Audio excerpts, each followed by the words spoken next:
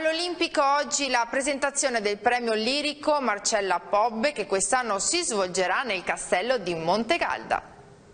Le celebrazioni dedicate al centenario della nascita del soprano Marcella Pobbe, il 30 luglio alle 20:30, culmineranno con un concerto di gala al castello di Montegalda. Quest'anno il premio verrà assegnato al soprano Daria Masiero, una delle voci più importanti del panorama lirico. È festeggiata della serata il celebre soprano, il grande soprano emergente Daria Masiero, che ci onorerà anche di un'esecuzione meravigliosa di due brani musicali. Sarà un momento intrigante perché la nostra associazione ha ideato un'intervista particolare a un grande giornalista vicentino che è Antonio Di Lorenzo, che presenterà un suo articolo inedito su Marcella Pobbe, e il già sindaco di Vicenza, dottor Enrico Urbeck, all'interno di questo sipario ci racconterà gli aneddoti più interessanti tra lui e Marcella Pobbe ai tempi in cui lui era sindaco di Vicenza.